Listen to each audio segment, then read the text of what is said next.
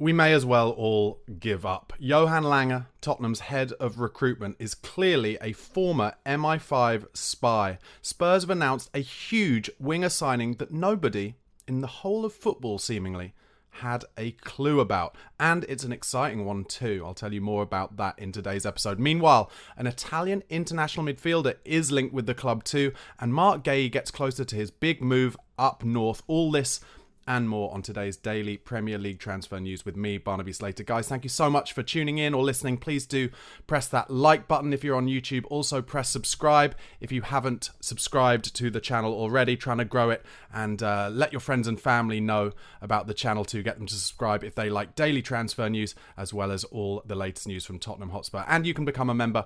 Only £1 a month. All the details in the description box below. But let's get started. Of course, this morning, out of nowhere, announced by Tottenham Hotspur the signing of winger Wilson Odobert from Burnley. I'm just going to read you the press release that Tottenham gave with this out of the blue signing. They said, "We are delighted to announce that we have reached agreement for the permanent transfer of Wilson Odobert from Burnley, subject to formalities. The 19-year-old has agreed a deal that will run until 2029 and will wear shirt number 28. Wilson began his career in the academy of Paris Saint-Germain before moving to Troyes in July 2022, where he scored 4 goals in 32 appearances. That earned the winger a move to the top flight in England with Burnley, and he became the Claret's youngest ever Premier League goalscorer in October 2023 with a goal against Chelsea, no less. During his time at Turf Moor, he made 34 appearances in all competitions, scoring 5 goals. On the international stage, Wilson has featured for France across numerous age groups and is a current French under-21 international. So, once again, keeping with the transfer strategy, young, hungry, exciting players who hopefully can all grow together and bring Spurs up as a club to challenge. And, well, let's face it, a player who grew up in the academy at Paris Saint-Germain, very exciting, and that dribbly winger that Tottenham have been looking for, the explosive, acceleration-based player who can beat a man inside and out, can play left or right forward, and also can go through the middle as well. Really seen lots of clips of him running at pace on transition, actually, from sometimes where Burnley had corners against them, and Odobert would get the ball just outside the box and just really drive at players from the opposition and turn defence into attack very quickly. I think it's a really exciting signing. Some more news on it. Alistair Gold says that the Odobert deal will cost Spurs £25 million plus potentially another £5 million in add-ons. There is also a 10% sell-on clause agreed in that contract for Burnley, so that covers them if Odobert really fulfills his potential and gets a huge move somewhere down the line. Apparently, according to Fabrizio Romano, the transfer don, I tip my hat, he was on the list of several clubs in England and Italy. But once again, Ange Postecoglou got on the call, on the phone, got on the blower, and sold Odobert the dream of the project at Tottenham Hotspur, and that is why he signed. Dejan Kulusevski was the only Tottenham player who completed more successful take-ons than Wilson Odobert in the Premier League last season. So that just shows that he brings something that we currently don't have, someone who will take players on left or right, and Brennan Johnson is obviously a very quick player. Son Heung-min is very quick, but it's only once they get up to speed. It's not an acceleration-based quickness. So in terms of players we have in the squad who have a similar level of acceleration, it's really only Manor Solomon. And all the news really, as Dan Kilpatrick says, actually, is that Odobert's arrival won't affect teenager Mikey Moore, who of course has just signed his first professional contract. He will still be a regular part of Tottenham's first-team squad under Ange Postecoglou this season. However, the aforementioned Manor Solomon will be offloaded if Spurs get a, relevant bid, be that as a permanent transfer or on a loan before this transfer window closes. Feel a bit sorry for Manor Solomon. He did pretty well when he came in early last season, didn't he? He got a couple of assists, I think, in that away win at Burnley where Son Heung-min scored a hat-trick. But then he got a terrible injury, was out for the whole year, and it just seems, again, I've said it before, I'll say it again, seemed like a bit of an opportunist signing from Daniel Levy because we were able to get him on a free because of the Ukraine war and his contract being ripped up as a result. And now it looks like Tottenham will try and get some kind of fee for him or see him on a loan deal. And if he does go on a loan deal, I'd like to see Manor Solomon get a loan to a mid to lower Premier League club where hopefully he can get a run of games and we can really see whether he has it at that elite level on a consistent basis. Now, there is a coach that I really love called Harry Brooks. If you don't follow Harry Brooks, I've had him on this podcast before. He's on Twitter. Find him there. I think it's like Harry underscore at Harry underscore Brooks or something like that. But just type Harry Brooks into the search engine, you'll find him. I really love Harry Brooks. He's a brilliant youth coach and he really knows his stuff. And he's done a really amazing thread this morning about Odobert. So what I thought I'd do is read you what Harry Brooks, who knows a lot more about the realities of players in the top league than I do. Because this is really exciting. He says, "This is a far better player than most of the names that I've seen Spurs linked with. It's such a good signing." Okay, so people are asking what he's like. I don't watch much Premier League football, believe it or not, too busy watching countless other games for work, his work as a coach. But if a player or a team catches my eye, I take interest. And I remember discussing Odobert around Christmas time last season. He is a very rhythmic footballer. Compare it to someone like, say, Werner, who isn't as natural, and therefore he has to perfect certain moves. For example, the shift on the outside and low ball across. Odobert doesn't need to do that because he's so natural. He allows his instinct to take over and has the variety and quality to do so. So what you'll see from Odobert is if you put him at any angle, on any area of the pitch, his natural rhythm, he will know what to do and where the exits are as a result of that natural rhythm. He can beat players 1 versus 1 inside and outside down both channels centrally as well. His understanding of how to be a puppet master against the defender is superb. His shifts of weight, changes of line, changes of pace regularly see him commit defenders before exiting. And what's great as well is how comfortable he is with the ball at his feet. He's completely at one with the ball. Which again helps allow him to attack in a wide variety of ways.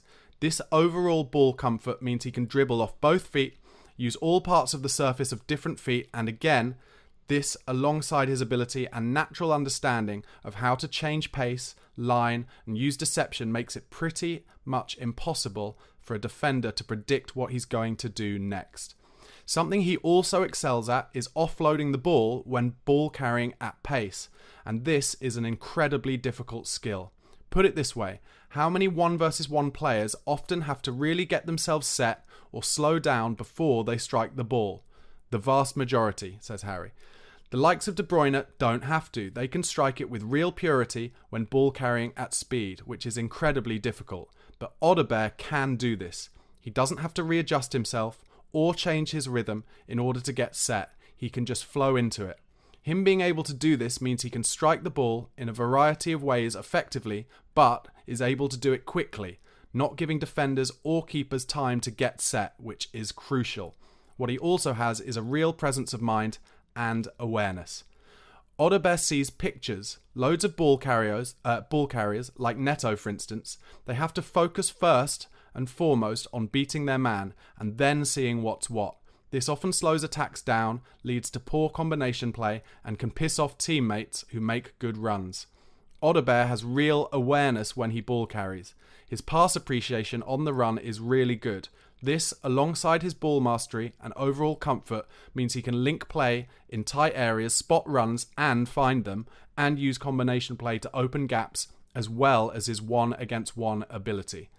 It is the exact profile of player that Spurs needed, and whilst he may not be a superstar name, I believe he will become that, and it won't take long for fans to realise Spurs have signed a special one here. I had to reply to Harry's thread. Again, make sure you follow Harry Brooks on Twitter. I had to reply to him. I was like, is it too soon, Harry, to say that you've made my weekend? That is exactly what I wanted to hear. I'm going to go and check more out on Odobert and watch some of his games, but I think it's exactly what we've been looking for as well. Something a bit different. One maybe slight negative about this, it is a big fee, £30 million. I think realistically this probably means the end of any hope of getting Eberechi Eze through the door this summer. It seems like after Elise moved to Bayern Munich, and it looks like, and I'll talk more about this later, Gay is going to move from Palace to Newcastle, that Palace are not willing to budge at all on that release clause of, I think it's £65 million, which needs to basically be paid mostly up front. And that is a deal that Tottenham clearly cannot do at the moment, probably because of PSR rules. So it'll be interesting to see whether Man City go in for Eze. I'd be gutted if they did, but that is the only negative of the Odobert move. Guys, let me know what you think in the comments about this signing. Was it as out of the blue for you as it was for me? I bet it was. And do you think he's a good player for Spurs? Are you excited about having that kind of that kind of set of attributes in our team for the first time for a while. The way that Harry talks of him reminds me a bit of like peak Aaron Lennon. Now, I know Aaron Lennon got a lot of stick for not always having the best final ball, but towards the end of his peak, especially around that time where we were in the Champions League and we had that great win at the San Siro, he set up the goal for Peter Crouch. Around that time, Aaron Lennon stopped trying to kind of chip balls across. He kind of just started cutting them back quite a lot when he got to the byline. Lennon was absolutely unmatched in his ability to beat a man and get to the byline. And that sounds like what Odobert's like, but also that Odobert has more awareness and potentially a far better final ball. And he's only, 18, 19 years old. Another exciting signing for Tottenham Hotspur.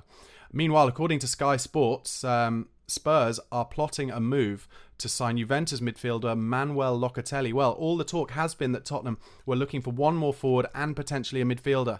And, a lot of talk had said earlier in the window that maybe Federico Chiesa from Juventus was interesting us. But now it's Manuel Locatelli. Is that a player you'd be excited to see come through the door? Do you think he would suit Tottenham? Let me know in the comments.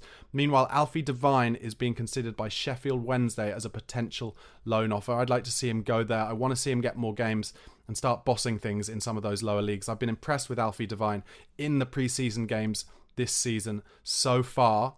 And I do think there's a real talent there. And we just need him to get more games under his belt. Guys, before I go on to just a few more bits of wider Premier League transfer news, please, once again, do press that like button. Please do press subscribe. If you're not subscribed already, do subscribe to me for daily Tottenham Hotspur news and Premier League transfer news during this window. And also, if you'd like to become a member and support me making this daily content, really appreciate it. Only £1 a month. All the details in the description boxes below of how to become a Patreon member or a YouTube Plus member. Let's go over to Stamford Bridge then. Apparently, well, should we be surprised? Chelsea now showing interest in Manchester United's Jadon Sancho. They're prepared to offer United a transfer fee and 2 academy players on top of that. A loan with an obligation to buy is an option. Some people have been saying that Jadon Sancho would be a great option for Spurs, but obviously now we've got Odobert, that is off the table, and I'm sure his wages meant that Tottenham couldn't afford him either. But Chelsea just going for everyone. I think I saw a thing saying they've got like 43 first-team players at the moment. I just cannot understand it. Meanwhile, their player, Leslie Ugochukwu, he is set to join Southampton on loan with no buy option. Chelsea see him as a future first-teamer. And also Cameron Archer is joining Southampton alongside Ugochukwu for £15 million from Aston Villa. Medicals for both players today. And meanwhile, as I mentioned at the top, Mark Gahey, he is getting closer to his move to Newcastle. The England international had a great Euros. Newcastle apparently getting closer to Crystal Palace's £65 million valuation. That'll be a good signing for Newcastle if they can get that over the line. Okay, guys, thank you so much for watching and listening. Once again, press that like button, press subscribe, and really appreciate it. Have a great weekend. And of course, Premier League starts tonight.